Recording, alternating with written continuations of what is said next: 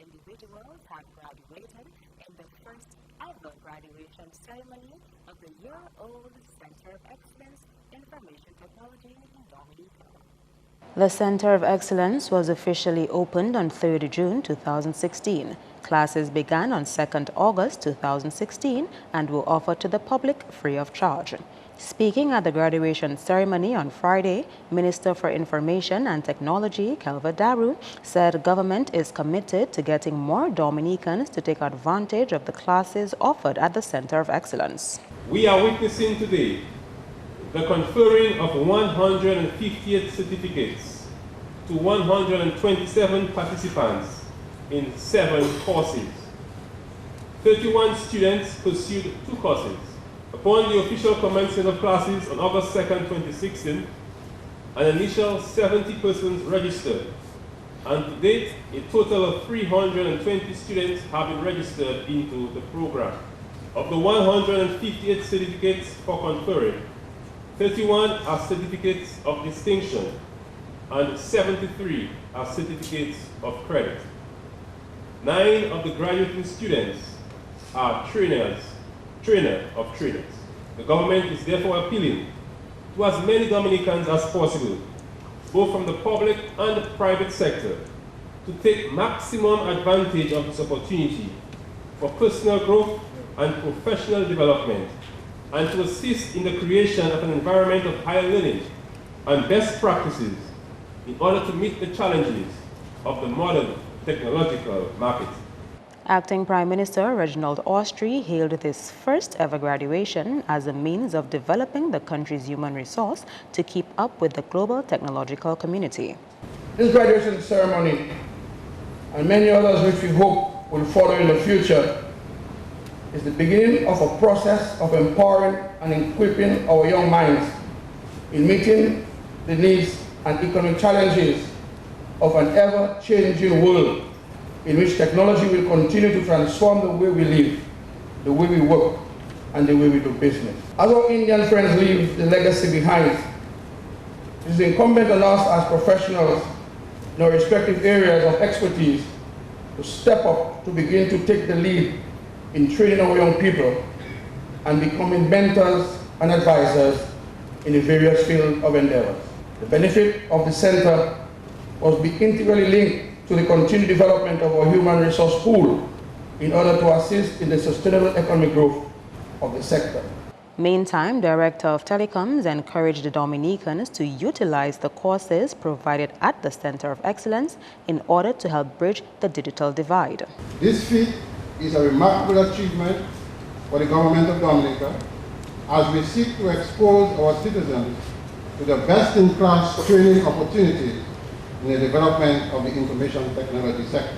This center will be used to close the digital gap between the haves and the have-not, the privileged and the underprivileged, while ensuring that the necessary educational and technological opportunities are available and affordable to all citizens in order to be able to provide for themselves, their families, and country. Examinations were written and passed in 7 courses, namely Application and Software Development, Website Design and Management, 3D Animation Maya, 3D Animation in 3D Design, IT Management, Project Management, Java Enterprise Development, Java Android App Development, and Software Testing. Marpin 2K4 extends hearty congratulations to its 2 employees who successfully completed 2 courses each and got distinctions in IT management, namely Head End Technician Alpha Aline and Supervisor of Network Operations Center Edward Dixon. High Commissioner of the Republic of India to Dominica is hopeful that Dominican trainers will soon take over operations of the Center of Excellence. The High Commissioner addressed the first cohort of trainees to graduate from the institution on Friday. The facility would not be possible without the support and commitment of the Government of the Republic of India. In 2011, the Government of Dominica signed an MOU with the Government of the Republic of India to establish a Center of Excellence in Information Technology in Dominica. India played a key role in the development of the center through funding the project and providing staff to train Dominicans in various fields of IT. High Commissioner of the Republic of India to Dominica said it is his hope that soon Dominican trainers can take over the operations of the Center of Excellence. The Center of Excellence also promotes not only skill development but also self-sufficiency, self-reliance. This Center of Excellence, if used to the optimum, would be in greater national interest. And I would urge that it should be used to the optimum use. We would like to see, as soon as possible, your people running the Center of Excellence. It's to be run and operated by you. And that would give us a lot of satisfaction. So we need to plan out, and I'm sure you would do it much better than what it is now. The High Commissioner says his country is committed to helping Dominica further develop in the field of information technology. The students who are graduating and other faculty members, I would like to reiterate on this occasion. We have several other training programs which I have had the opportunity to discuss with the Honorable Foreign Minister and Acting Prime Minister under Indian Technical Economic Cooperation. We would like the graduating students, if they wish to go for further studies to India on our sponsorship, other public servants, if they wish to do that, we would be more than happy to host them. We would be more than happy to share our experience, which can be of use to the country later. Former ambassador to the OAS, Hubert Charles, is chairing a special committee appointed by Cabinet to oversee the staging of Reunion Year 2018. The reunion will commemorate Dominica's 40th anniversary of independence. Reunion Year is aimed at inviting overseas-based Dominicans to return and to build unity among the population. The year-long event is also meant to encourage tourism, promote cultural, economic and educational activities, and help strengthen national identity and pride.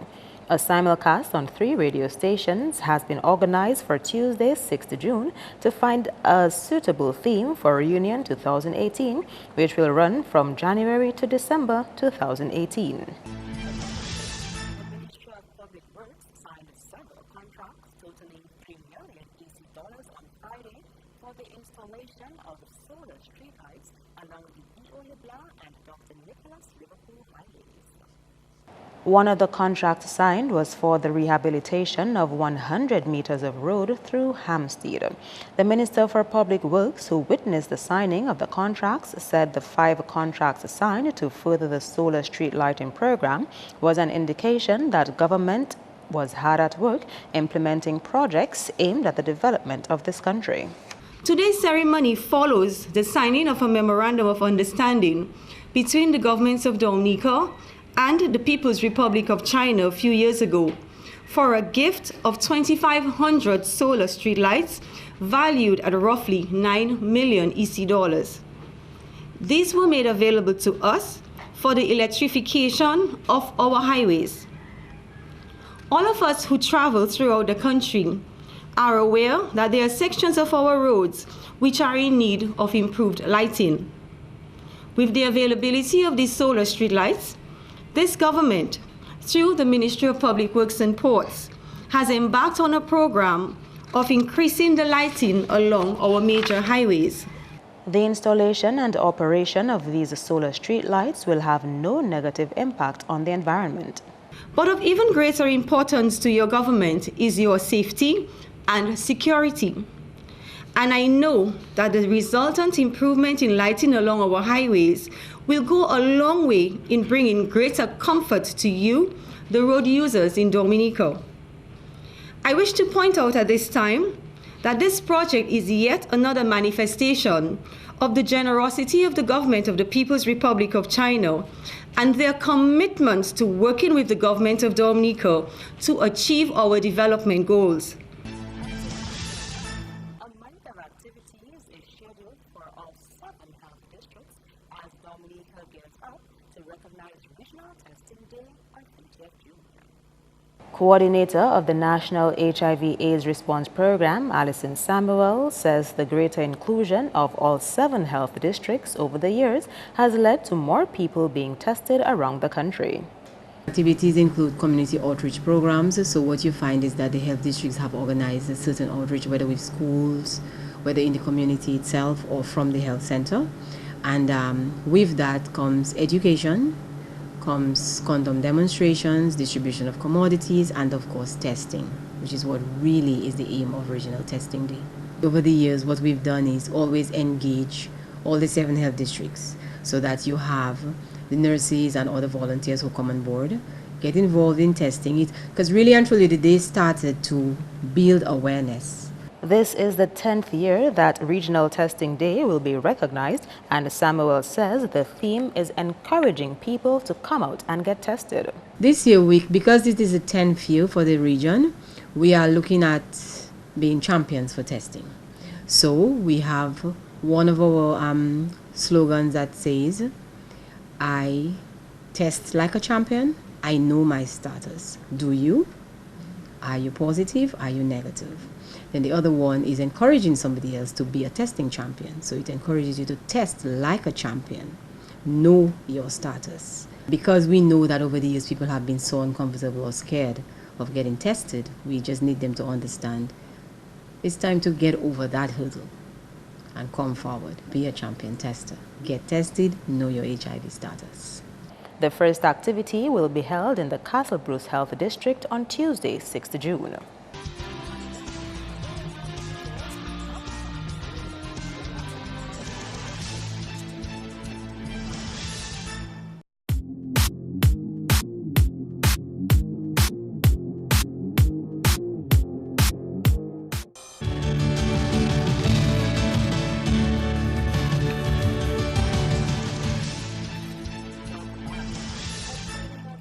Workshop for the Adopt a River program is scheduled to take place here on the 6th and 7th of June.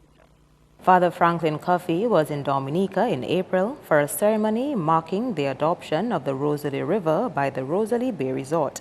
He is back now for the upcoming Training of Trainers program. We are expecting people from forestry, wildlife and parks, from the WASCO, from the local government, and I'm particularly interested in the local government, since there are village councils and so on. So these trainers will be equipped to later down the road to train other people. For instance, we have the 40th anniversary coming up, our reunion year, and maybe we could have a year of the rivers, for example. You know, I've made that suggestion. I hope it's given some consideration. Father Coffey says Prime Minister Skerrit has endorsed the Adopt a River program and has pledged his support. 24 trainees will make up the first cohort to be trained, but there will be future training opportunities. It is also important for those preparing environmental projects to know how to write these projects to attract available funding from agencies such as the Green Fund or Climate Change Fund. In 2015, Trinidad received $34 million for its Adopt a River program. We are prepared to train people to present proper programs. For example, you know, first of all, you select a river or a section of the river that you will work on. You select your team. Then you decide what project are you going to do. Is it beautification? Is it building walls? Is it monitoring the health of the river? Although all the river's health will be concerned, that will be a crucial part of the whole program as well. Because we bathe in the rivers, so we drink the water in the rivers, but are we sure that it's healthy? You know, we don't know. It looks crisp and nice, but we don't know what's coming down the river. So that would be a crucial part of the program as well. The training will be facilitated by environmental biologist Dr. Shada Mahabir, project officer of the Adopt a River program in Trinidad. The Forestry Division and DOASCO are among key players in that movement to protect our rivers. A local award-winning entrepreneur welcomes the benefits for businesses through the integration of countries of the Organization of Eastern Caribbean States. Web developer and entrepreneur Auden Samuel is a winner under the OECS 30 Under 30 initiative. It is aimed at improving youth empowerment and entrepreneurship. He is being awarded for his work in web design. It's a good thing.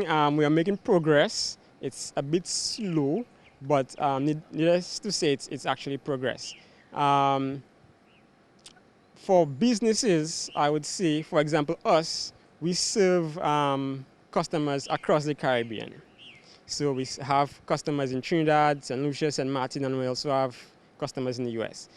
So for businesses in Dominica, what they could do is look in terms of focusing their product, their services across the Caribbean, across the region. So that way they can be a bit more sustainable. So are you suggesting that regional integration brings market expansion for companies? Yes, definitely. It gives you a wider market, a wider reach, because we know the population in Dominica is actually limited, it's small. But if you can get into St. Lucia, you can get into Grenada, then that's also a plus for you. Samuel is expected to receive business support from the OECS Competitive Business Unit in the form of mentorship, technical assistance in sourcing markets, and financial assistance. He expects this to position him to help others in his field. My focus right now is basically to use the support that I get from them to actually grow my business, Caribonics. And from that, I can basically acquire more customers.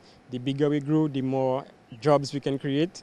And on a personal level, it's just a matter of gaining knowledge, learning from everything that I do, what I get from them, and then possibly passing it on next 10, 20 years to other entrepreneurs. He likes to refer to himself as a political scientist in training, but Alex Bruno believes his recent election poll has achieved its objective, and that is in spite of the negative feedback. The poll, which shows the DLP retaining power if an election were to be held today, has also drawn much positive feedback, particularly from those who have taken the time to carefully examine the document. Bruno says he is satisfied that his objective was met and that people are talking. There's a kind of split in terms of the responses. The people who actually read the document give quite detailed and constructive reaction and feedback and comments. And it is clear that some didn't read based on the comments and feedback that they gave. Because the reason why I say this is certain people challenge me on issues that I dealt with in my conclusions and recommendations in support of what they're arguing. So it proved to me then that had you read my document, you would have seen that I'm saying exactly what you are arguing about. And there's no need to argue. We're saying the same thing. So I am supporting your point of view in my recommendations. He says his intent was not to oppose any political party, but to report on what the people were saying. It is instructive to note that this poll conducted is not Bruno's first. I conducted a poll with Dominica Brew and Beverages, Kubuli, in 2002, where we went around the island looking at the beer drinkers trend. So I am familiar with the market.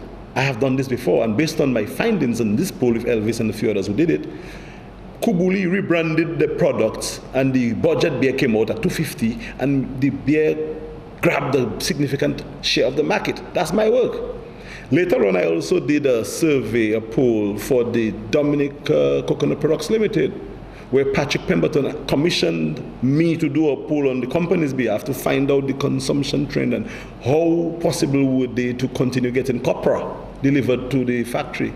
And I told him, we have some serious danger signs. You're not going to be getting copra in the foreseeable future. That's why the company went into getting copra, sourcing copra from outside. I also did this again for Springfield Trade in Belfast Estate when I was part of the marketing team, nationwide survey. So, and I also did in 2016 a by-election survey in Sufri, as Scott said, and I was on the money in terms of even the margin of victory. So, I have done this. One of the questions he raised in his survey had to do with the extent to which the CBI issue would influence results of the next elections. He says, based on the feedback, that is a non-issue. A party which uses that as an issue in the next election will lose. Generally, the people doesn't think that the CBI is a major issue. That's good. I mean, they were kind of a divided, split on it, but it is not an issue that I would advise a political party to use in any form, in any shape or form, to try to win over the electorates, because people do not believe the issue. Not that they don't think it is, but they think, they say if it is true, it is an issue. But they do not believe it is true. The majority of people that I speak to say, I do not know, because And a couple of the samples suggested that the UWP runs the boy who cry wolf campaign. They're shouting about everything. And when the serious issue comes, nobody will believe them. That's what people generally think, that this is not just generally so, that our passports were not in the hands of rogue ambassadors, and probably it's just the way workers and people spawn it. That is what I got, Julian. So this is not an issue I think the opposition can run on. If I had to advise them, it just doesn't seem to be an issue in terms of how my question was framed. Will it have any significant impact or effect on the results of the next election? And that's the answer that I got. And there is no question that the garbage problem has gone out of control in certain areas, and there is a lot of outrage about it. But some solutions seem hard to come by. A resident of Bath Estate who did not wish to appear on camera told the Channel 5 News that the problem stems in part from dumping all the island's garbage at one location. He believes there ought to be landfills at different locations to serve different localities. He says dumping at one landfill shortens its lifespan. I might have a problem that you have to do rubbish from Marigot. Portsmouth had a landfill, and they close it. It don't make no sense because you could get any piece of lot anywhere and make a landfill. The rubbish for Marigot will go somewhere, the rubbish for Lapland will go somewhere, but you bring everything in the little landfill we have there. So the lifespan must end up before the time.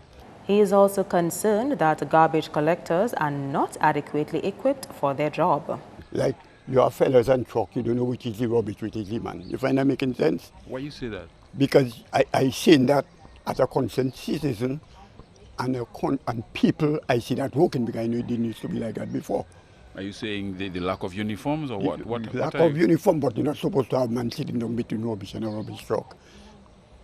So you have problems with the procedures as well, the way they do what I have a problem. I have a problem with the procedure. We should tell you that the garbage you saw in this story was picked up on the same day of the interview.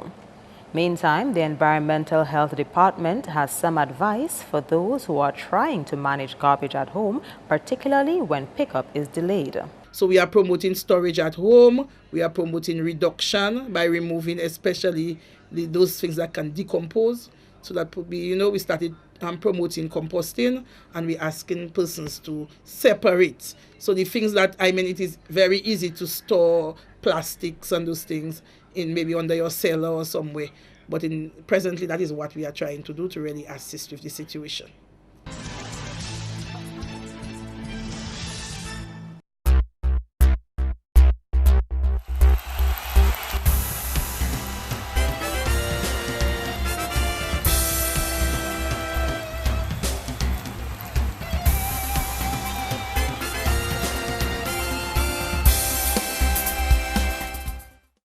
In sports, we begin on the cricket scene where 5 matches are scheduled in the Fort Young Hotel Dominica Cricket Association Intermediate League on the weekend. Beginning on Saturday at Soufriere, Grassroots Cricket Academy will do battle with Police Sports Club. At Botanic Gardens, Maho United will take on Reuben Bakery Christians. And over at Portsmouth, we'll have an Under-19 trial match. The action continues on Sunday with an additional Under-19 trial match at Portsmouth. Finally, at Gardens, Surgical Somerset Sports Club will play against Marino Blasters Sports Club. All games begin at 10 a.m. In football, an action-packed Saturday await football fans as local legends of the sport get ready to clash at Windsor Park to relive their glory days. Legends of the Game is an event which features previous football stars who made meaningful contributions to the sport here. Gates open at 3 on Saturday and will begin with competition among under-14 football players, to be followed by Legends of the South taking on Legends from the North. In basketball, 2 games are on this Saturday in the 2017 Flow DABA League. At 7 p.m., Ronald Charles All-Stars will be looking to outdo Massey United Insurance Sharks, while at 9, PSC Falcons will come up against X-Men. Both games are carded for the Massac hardcourt. And there were wins for Kelva Daru Hurricanes and Digicel Cloud in action from the 2017 Flow DABA League on Thursday. In Game 1, Cloud beat Paybush Snipers 53-43. Top scorers for Cloud were Delton Charles and Dean Vidal, 15 points each. Kaloy Paul got 13 points for Snipers and Shannon Matthew, 11. In Game 2, Kelvedaro Hurricanes took the game 58-36 against Detroit Blazers.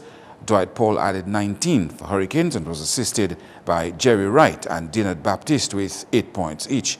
Top scorers for Blazers were Mitchell Prevost, 8 points, and Jason Lee, 9. And finally, 4 quarter-final matches will be played this weekend in the Guineas Island-wide knockout domino competition. 3 matches will be played on Saturday at 6 p.m. at Runners Bar in Canefield. That's when Rockers from Pebbles will come up against Dolphin from Scottshead, Monza from Mau will meet Metrics from Baffin State, and 1K from Dodan will come up against Wake Up Stars from Portsmouth. And the other match will be played on Sunday at Tambourine Tree in Newtown. That's when Tremors from Granby will come up against Remix from Eccleston. 4 teams will be looking for a spot to the semi-finals. And those were your sports highlights. Have a great weekend.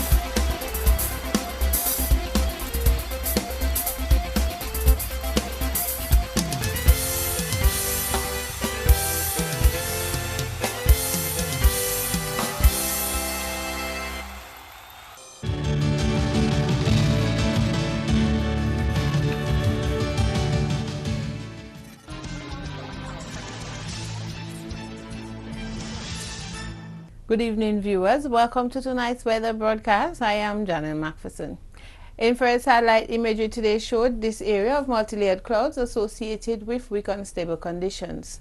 Meanwhile, this area of cloudiness and thunderstorm cells are associated with a westward moving tropical wave expected in our area by late tonight into tomorrow. Visible satellite imagery today showed cloudy skies across Dominica this afternoon. Radar imagery indicated a few scattered showers across parts of the island chain today. The weather for tonight, cloudy and breezy with scattered showers and possible isolated thunderstorms. These conditions are expected to continue into tomorrow, with temperatures peaking up to 30 degrees Celsius. Persons in areas prone to flooding, landslides, and falling rocks are advised to be vigilant and to exercise caution. Seas tomorrow, moderate in open water, waves peaking up to 8 feet. Small craft operators and sea bathers are advised to exercise caution. Looking ahead for the weekend, on Saturday, mostly cloudy skies, breezy conditions, scattered showers and possible isolated thunderstorms are expected on Saturday into Sunday, associated with a tropical wave. A gradual improvement in weather conditions is expected as the weekend progresses. Throughout the Caribbean tomorrow, mostly cloudy skies, scattered showers and possible isolated thunderstorms are expected across the central to southern portion of the region as a tropical wave traverses the area. Across the northern islands, cloudy skies and some scattered showers can be expected. On the international cities forecast, partly cloudy conditions in New York and London, clear skies expected in Beijing, and thunderstorm activity in Miami and Caracas. Sunrise tomorrow at 5:33 a.m. and sunset at 6:34 p.m. For up-to-date weather information, please call our weather hotline at 447-5555 or visit our website at weather.gov.dm. Thank you for viewing and have a good weekend.